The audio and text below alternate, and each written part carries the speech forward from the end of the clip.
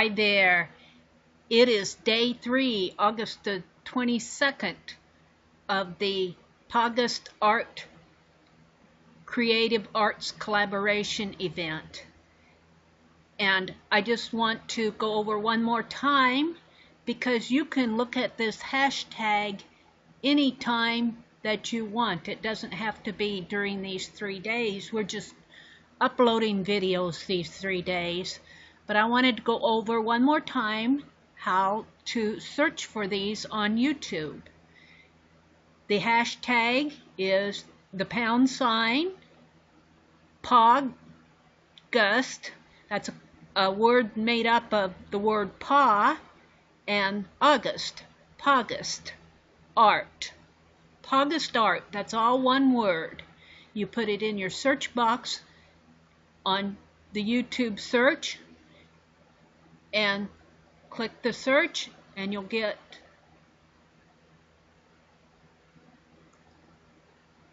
videos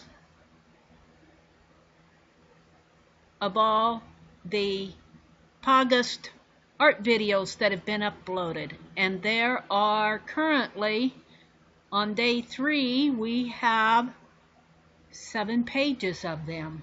There's a lot of fun animal art out there. So I'm going to do my 3rd day. I'm going to work on this one, hopefully very fast. I'm still going to do the digital painting, and I am going to stay with the stained glass theme, sort of. I decided what I wanted to do was, I looked up the word cats on Wiki. I like Wiki. Look at all these kitty cats out there. But look, there's a silhouette, and I'm going to do silhouettes of cats in a stained glass window setting. I start off by cutting out the cats out of the photos that I saved off, and all of these photos are in the common domain, so I feel free in using them and altering them. And what you can see that I'm doing here is I'm using a utility in the graphic software program. Artweaver has it, and several other of your graphic software programs will have it, which they call thresholding. And I looked that up on Wiki, and I really learned a lot about that. Is what it does is it looks at each little pixel and looks at the intensity of each pixel, and if it's less than a certain value, it turns that pixel black, or if it's greater than a certain value, it turns it white. And so that converts it into a black and white image. Now you'll see some grays in there, but I think that's more the spacing of the pixels rather than the intensity of each one. So now I have my row of 6 cats. Now I go out there and I save it. And then I decided I wanted to space them out a bit more, so I cut each one out and space them how I want them, because I'm going to build a window. I'm going to put them in a window. Kitty cats like to sun themselves in windows, so we're going to put them in a stained glass window. Here I'm just building the window frame around them, cutting off the extra lines that I don't want. And I decide that on the background of the kitties is going to be horizontal wavy lines.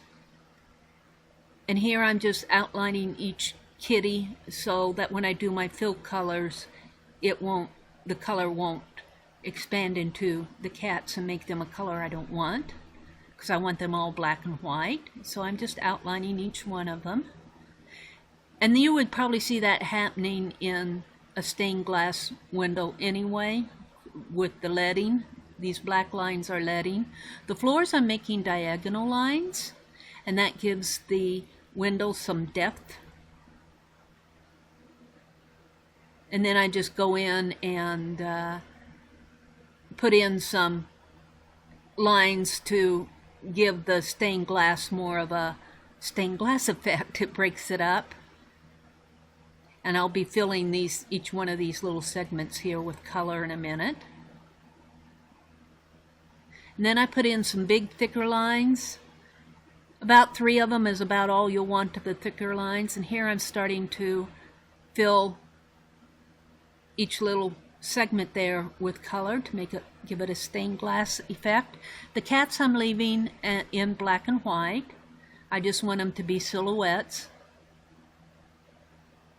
And I want the stained glass to kind of show up and look pretty. And by the way, I know I mentioned it in my last video, but I'll say it again. When you see, every now and then you'll see that image flash to like a light green or light blue or light purple, whatever.